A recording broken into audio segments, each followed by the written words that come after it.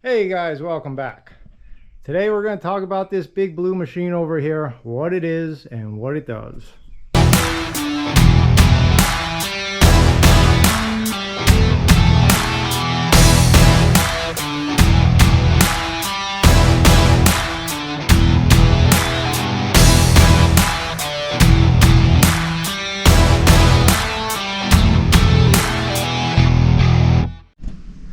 So this is a Baker lumber edger, but before we talk about the edger and how it works, first we have to define what edging is. So I have this stack of lumber here. This is all 1-inch lumber. This is what you'd call side lumber. So I sought an order off the mill for dimensional stuff, 2x oak, and this is what you call side lumber. It comes off the edges of the boards. It's lumber that doesn't make your dimensions, but you don't want to just throw it away in slab form. That'd be extremely wasteful. So I just run it off the mill. I have a roller table system here. So when I'm sawing by myself, I just stack this side lumber up and then I'll edge it separately. If I had somebody helping me, we'd edge it simultaneously. They would run the edger while I run the mill. But anyway, I'm left with all this 1-inch lumber here that still has the bark on the edges.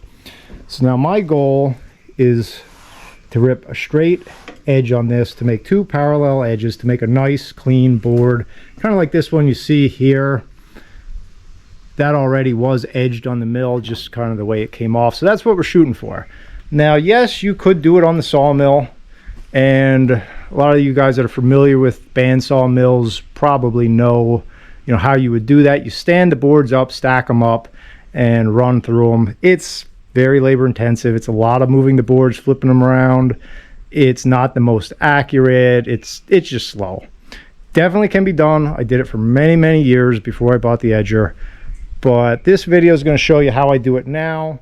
If you've never seen an edger before, because there's not as much information about these out as there is about sawmills. A lot of people know about the bandsaw mills, but may not be familiar with an edger. Or if you have a sawmill and are looking to add an edger to your operation, maybe this will help you out, give you some insight on how I use mine. So this is a Baker edger made by Baker Products.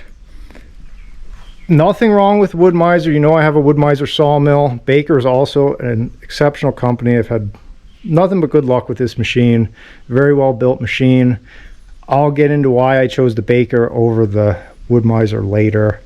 But basically the way this works, starting from the beginning, the board rolls in here. You can see the conveyor there. Those yellow things are anti-kickback fingers. So if something would get caught or jammed, it doesn't come back at you. It stops. It runs through there. There's 2 saw blades inside here. I set a light up in here so you can see better. So this is a movable saw blade and this one is fixed. So this one I can control from the front of the machine. I can slide this in and out to adjust my width for whatever width board I'm cutting. And you can see the sawdust drops down into a dust sump and then it gets pulled out by the blower. That's one thing I'll make note of while we're talking about that. If I had my way again, and I probably at some point will upgrade to this machine is not the best to run with dust collection because it makes these toothpick type things, and if you have any gaps or cracks or seams in your dust pipe, it jams them up terrible. So I ended up putting this chicken wire fence in here, and what happens is they all get caught in here, and this will eventually block up. About every 500 board feet I gotta stop and clean this out. But it's a lot easier to clean this out than it is to tear your dust collection pipe apart. So it's less than ideal, but it's working for me now, and I have plenty of blower. I have a big 8-inch intake blower there, and it's right above the edger, so I don't have a lack of suction. It's just the nature. These blades are very aggressive. They cut very fast, and it's just the nature of the chips that come off of them. They tend to jam things up. So what I would probably do at some point is the bottom of this actually unbolts, and you can run a dust conveyor underneath it, and then everything would just drop down and just be conveyed out. So that might be some food for thought if somebody's looking to buy an edger. They're very hard to dust collect.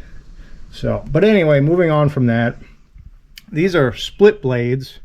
So I actually pulled one out, did a little prep work for this video. It's unusual, I know, but this is what the blades look like. This is one I just had back from the sharpener. So they're in two pieces actually, and when you put them on the machine, you bolt them together and it creates one piece there. You can see those, it bolts onto the arbor.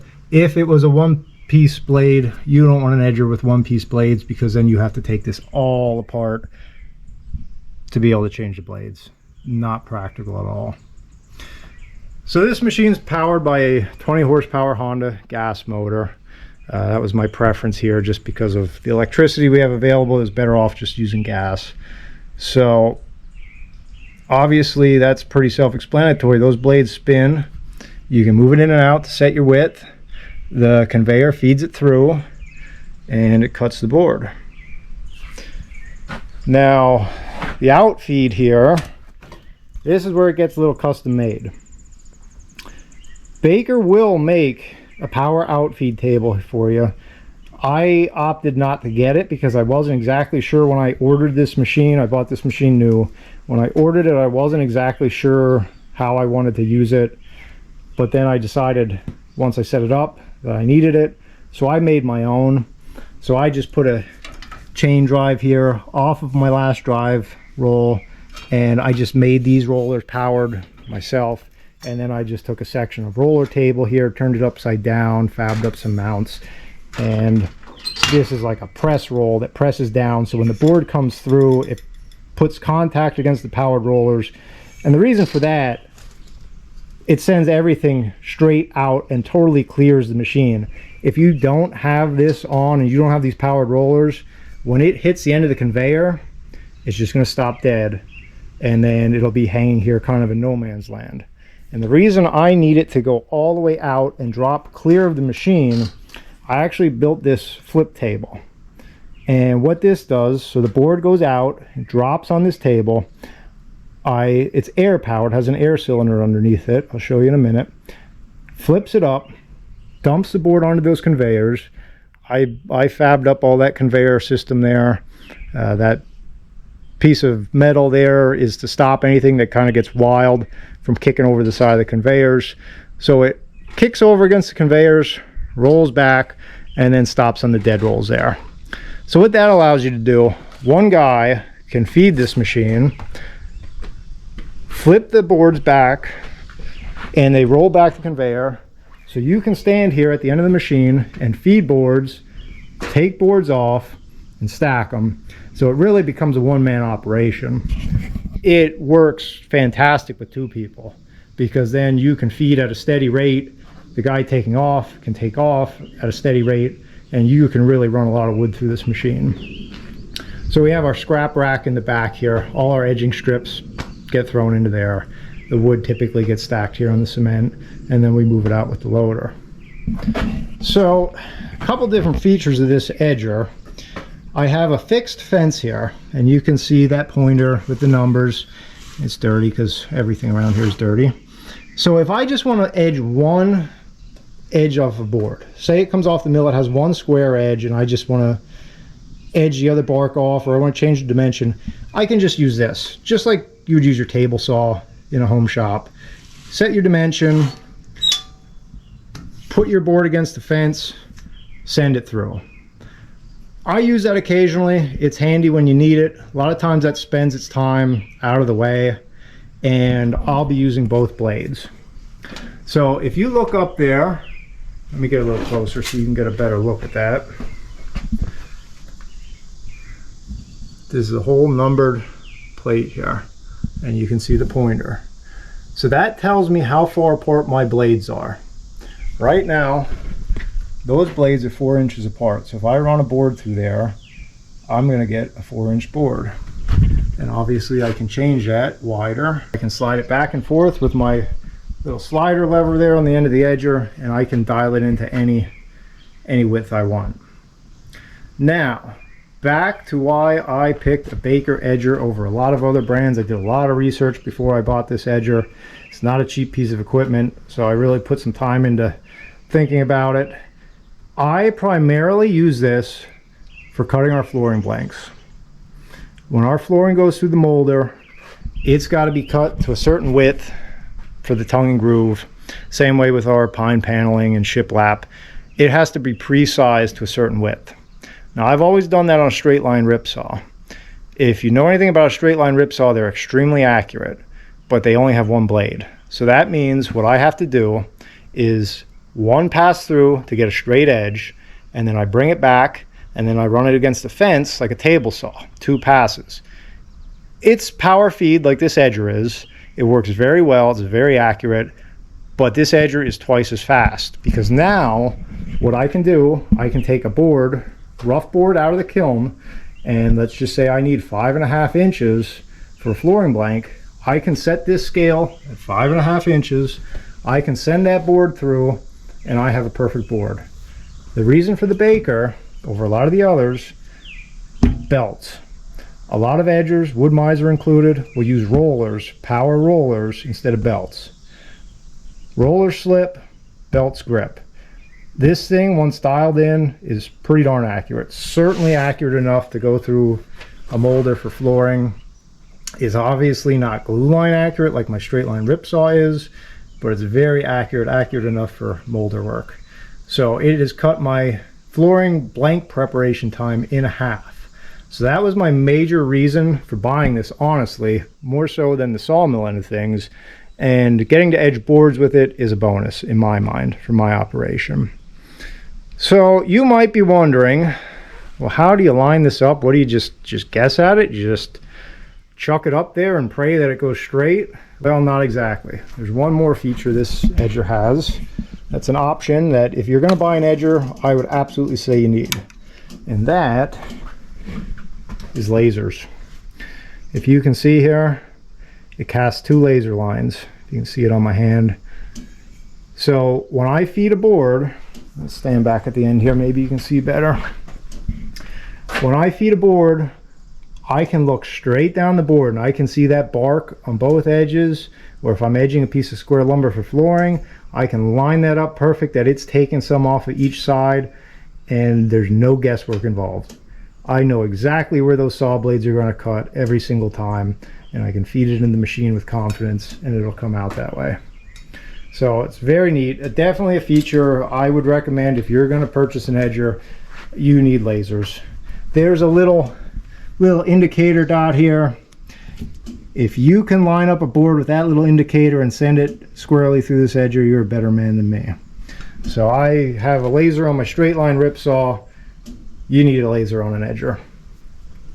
So other than that, just some other basic things about this edger in particular. It's hydraulic feed, has a hydraulic pump on it to power the conveyors. The blades are direct drive, belt drive from the gas motor. Pretty simple operation. The hydraulic motor is variable speed, so I can dial my speed up and down for how fast I want to feed if I'm feeding thicker stuff. Right now with 10-inch blades that I have in there, I can feed up to 2-inch thick material through here. If I put on 12-inch blades, I can feed 3-inch. I don't really ever do that because I don't hardly ever work with 3-inch stuff, and the rare occasion I did, I would just edge it on the mill. So it's a little bit lower cost to run the 10-inch blades, so that's what I do. Oh, I did want to show you the air table.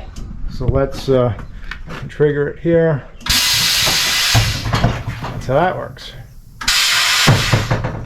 I've got an air control. I fabbed all this stuff up. I have outside air here. My big compressor's on the other side of this wall in my shop, where I have an outdoor air setup here so I can blow stuff off and run this air table.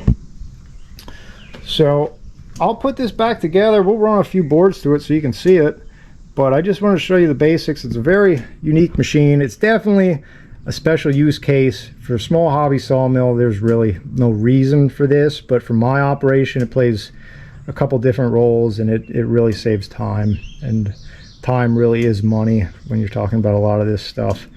So if you have any questions, let me know in the comments. I'll run a few boards here and I'll let you see how it runs.